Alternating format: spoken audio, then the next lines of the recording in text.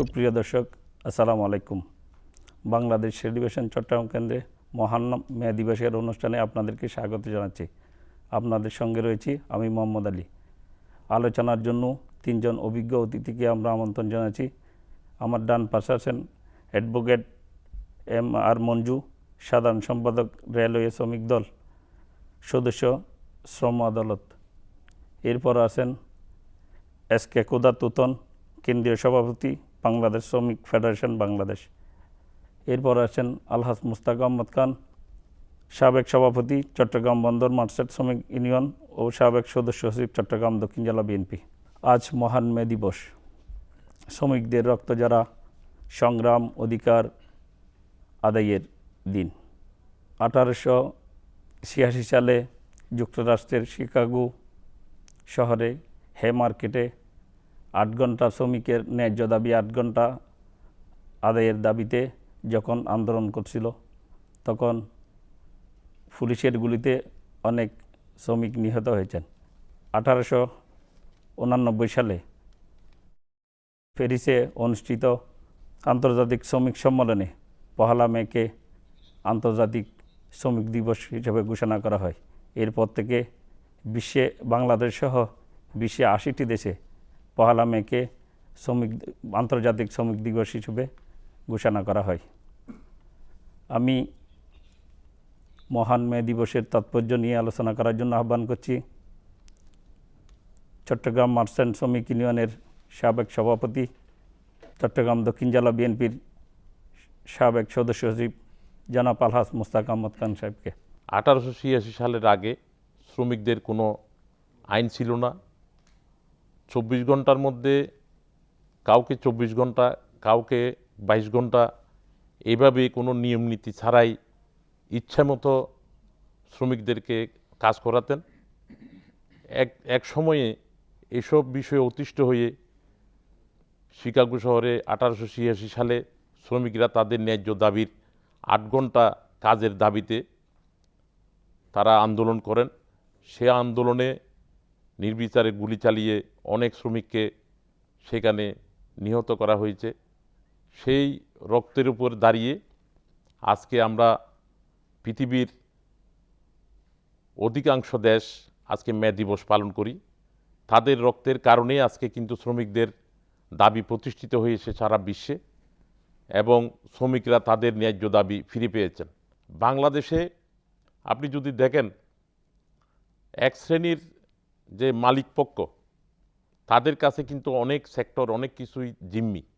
এই জিম্মি থাকার কারণে সরকারের সদিচ্ছা থাকার পরও কিন্তু সরকার অনেক কিছু বাস্তবায়ন করতে পারে না, যার জন্য যে শ্রমিক নেতাদেরকে আন্দোলন সংগ্রাম করতে হয়। চট্টগ্রাম বন্দর সহ বাংলাদেশের প্রত্যেকটি জায়গায় আজকে এখনও আমি মনে করি শ্রমিকদের ন্যায্য যে অধিকার, যে তাদের যে পাওনা, সেটা এখনও কিন্তু প্রতিষ্ঠিত হয় নাই। এখন আমি এস কে কুদা তুতন ভাইয়ের কাছে জানতে চাইব, বাংলাদেশের অর্থনীতিতে গার্মেন্টসদের ভূমিকা প্রধান। গার্মেন্টস শ্রমিকদের বেতন দেওয়া না হলে এরা রাস্তায় এসে আন্দোলন করে এবং সংগ্রাম করে, কিন্তু এখান থেকে উত্তরণের পথ কী? বাংলাদেশে বর্তমানে 2টা সেক্টর বাংলাদেশের অর্থনীতি চাকাকে সঞ্চালন করছে বা টিকিয়ে রেখেছে। একটি হচ্ছে গার্মেন্টস শিল্প, এখান থেকে রপ্তানি করে প্রচুর পরিমাণে বিদেশি মুদ্রা আমরা অর্জন করি। পাশাপাশি প্রায় 1 কোটি মতো শ্রমিক বাংলাদেশ থেকে প্রবাসে যে হাড় ভাঙা পরিশ্রম করে তারা রেমিটেন্স পাঠায়। আমাদের গার্মেন্টস শ্রমিকের রপ্তানি, উৎপাদিত পণ্য রপ্তানি হয় আর রেমিটেন্স আসে। এই দুইটাই কিন্তু বাংলাদেশের এত ঝড়ঝাপটা যাওয়ার পরও অর্থনীতি টিকে আছে এই 2টা কারণে।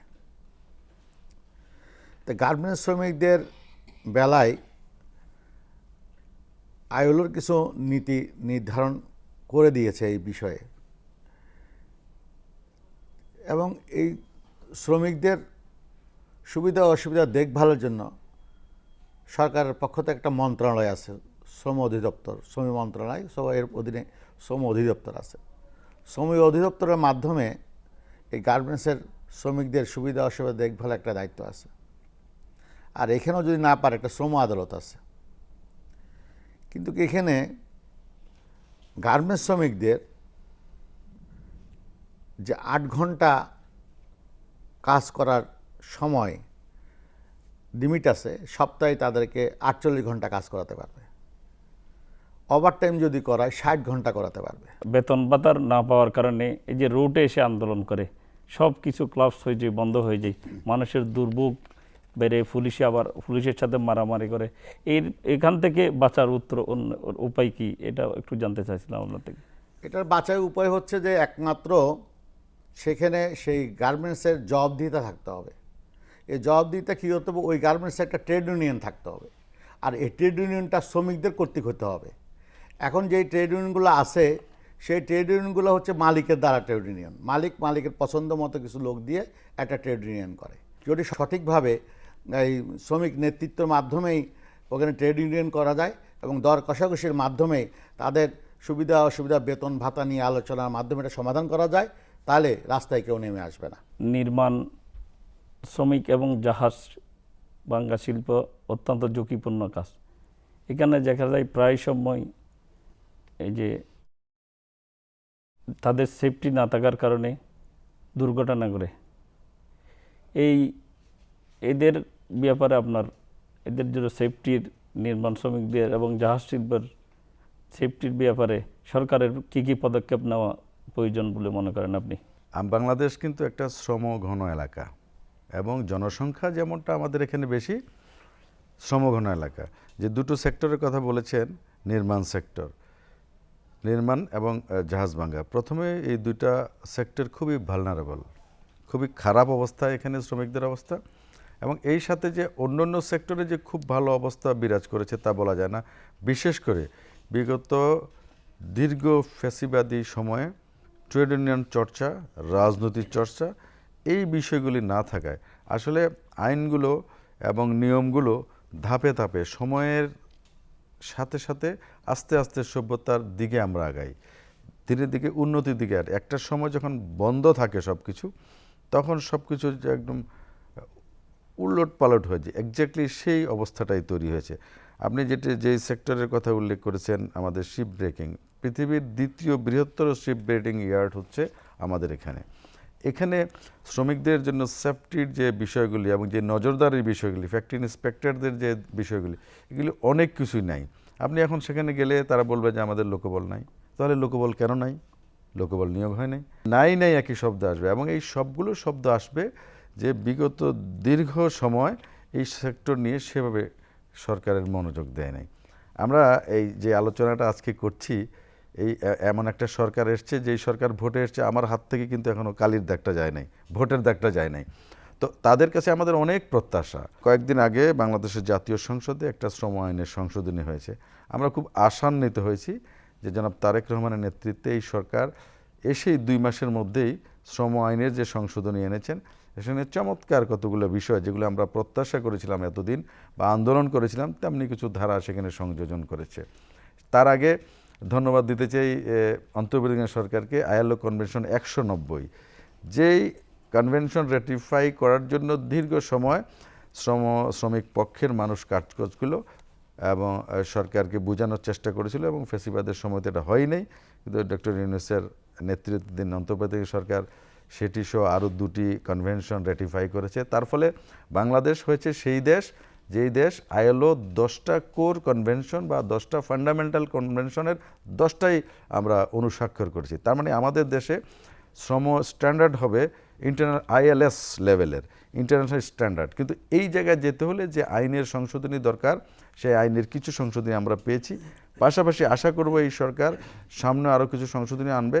এবং সবচেয়ে বেশি যে দরকার, যেটি আপনি বলেছেন, এটাই আমি এখন ফোকাস করি, সেটা হচ্ছে যে আইন যতটুকু আছে সেই আইনের যথাযথ প্রয়োগ। আমি তো যেহেতু শ্রম আদালতের সাথে সম্পৃক্ত, আদালতেও শ্রমিকদের বিষয়গুলিকে আরও গুরুত্বের সাথে নেওয়ার জন্য আদালতের যে স্টেক হোল্ডার, তাদের মধ্যে একটা সচেতনতা এবং আগ্রহ গড়ে তুলতে হবে। এবার আমি জনাব মুস্তাক আহমদ খান সাহেব থেকে জানতে চাইব, আমরা মে দিবসের যে সিদ্ধান্ত 8 ঘন্টা কর্ম, এখন দেখা যাচ্ছে প্রায় প্রতিষ্ঠানে 8 ঘন্টার বদলে 12 ঘন্টা 13 ঘন্টা এরকম পর্যন্ত কর্মদিবস চলে, কিন্তু এদের পারিশ্রমিক দেয় না। এই ব্যাপারে আপনারা তো ট্রেড ইউনিয়নের নেতা, আপনাদের ভূমিকা কেমন এটা একটু জানতে চাচ্ছি। প্রত্যেকটা সেক্টরেই প্রত্যেকটা জায়গায় যারা কাজ করায় তারা একটা সবসময় চায় যে শ্রমজীবী মানুষগুলোকে ঠকানোর জন্য। এটা একটা ট্রেডিশন হয়ে গেছে আমাদের এই পৃথিবীতে, আমি শুধু বাংলাদেশ না, প্রত্যেকটা জায়গায় কম দেওয়ার একটা যে অভ্যাস যে এক শ্রেণীর মানুষের, এটা বিশেষ করে বিগত আপনার এই যে ফ্যাসিস্ট সরকার ক্ষমতা থাকার সময় 17-18 বছর শ্রমিকরা যে ধরনের জুলুম নির্যাতনের শিকার হয়েছে, এই জুলুম নির্যাতনের মাধ্যমে শ্রমিকরা অনেক রকমের কোনো আন্দোলন সংগ্রাম করার সুযোগও কিন্তু পায়নি। চট্টগ্রাম বন্দরে আপনারা দেখেছেন 22টি সংগঠন ছিল, সেইখানে 22টি সংগঠনকে যে এখানে সংগঠন থাকলে বিশৃঙ্খলা হয় এই অজুহাতে সেইখানে সংস্কারের নামে 2টি সংগঠন করা হয়েছে, ব্যবহারকারীদের একটা, চট্টগ্রাম বন্দরের নিজস্ব একটা। সেইখানে কোনো রকমের আপনার এই সিবিএ নির্বাচন হয় নাই।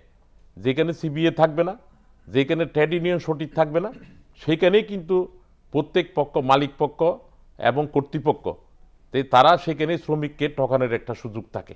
আমাদের অনুষ্ঠানের প্রায় শেষ পর্যায়ে আমি তিনজনের কাছে জানতে চাইব একটু একটু করে, এই যে শ্রমিক এবং মালিকদের কাছে আপনাদের প্রত্যাশাটা কি? শ্রমিকদের অধিকার এবং মালিকদের যে তাদের ফ্যাক্টরি বা তারপর ইন্ডাস্ট্রিগুলো চালানোর যে নীতি নির্ধারণ, সরকার আসলে এই বিষয়ে টিসিসি নামে একটা বডি করেছে।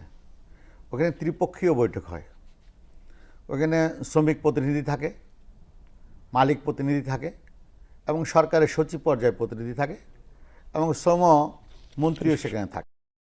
অতএব তারাই ওখানে যে নির্ধারণ করে, সেই নির্ধারিত অবস্থায় যদি দেশ চলে তাহলে শ্রমিকদের কোনো দুঃখ কষ্ট দুর্ভোগ থাকবে না। শ্রমিক এবং মালিক এবং প্রশাসনের মধ্যে একটা সুন্দর ভ্রাতৃত্ব সৃষ্টি হবে এবং ভ্রাতৃত্বের মাধ্যমে দেশ অগ্রযাত্রা হবে, এগিয়ে যাবে এবং শ্রমিক শোষণ নিপীড়ন, তাদের এই আপনার যে ন্যায্য মজুরি, তাদের যে স্বাস্থ্য সুরক্ষা এবং তাদের রিটায়ারের পরে যে পেনশন, এগুলা নিশ্চিত করতে পারবে। প্রথমে শ্রমিকদের কাছে আমার আবেদন হচ্ছে এটা যে আমরা বিশ্বাস করব মনে প্রাণে যে শিল্প বাঁচলে শ্রমিক বাঁচবে, আমার চাকরি বাঁচবে, আমার জীবিকা থাকবে। সুতরাং আমরা শিল্প বাঁচানোর জন্য আমরা আন্তরিকতার সাথে কাজ করব। আর মালিকদের কাছে আমার এই হচ্ছে প্রত্যাশা হচ্ছে শ্রমিকের ন্যায্য মজুরি, যথাযথ কাজের ব্যবস্থা, ডিসেন্ট ওয়ার্কের ব্যবস্থা এবং সেই সাথে তাকে ঠকানোর যে একটা মানসিকতা, এটা থেকে আমরা পরিহার করব। সরকার এবং তার সরকারের টুলসের কাছে আমাদের অনুরোধ হচ্ছে যে ILO কনভেনশন 190 রেটিফাই হয়েছে, এটার প্যারালালে আইন হবে এবং সেই আইনটাকে যথাযথভাবে ইমপ্লিমেন্টেশনের জন্য যা যা করণীয় সেই ব্যবস্থা করবে। তাহলে ইনশাল্লাহ আমরা শ্রমক্ষেত্রে আপ টু দ্য মার্ক এগিয়ে যেতে পারবো এবং যে প্রত্যাশা জনাব তারেক রহমান করেছেন, বাংলাদেশ একটা ওয়েলফেয়ার স্টেট হবে, আমরা আশা করব অচিরেই আমরা ওয়েলফেয়ার স্টেট হওয়ার পথে এগিয়ে যাব।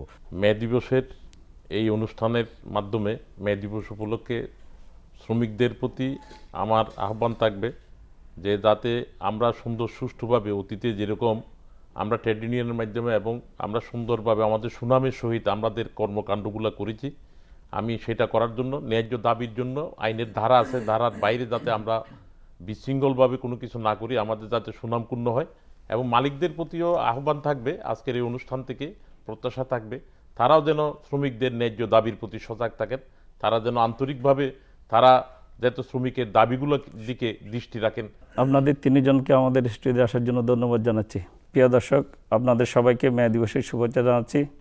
আজ এই পর্যন্ত। ভালো থাকবেন, সুস্থ থাকবেন, বাংলাদেশ টেলিভিশন চট্টগ্রামের সাথে থাকবেন। আল্লাহ হাফেজ।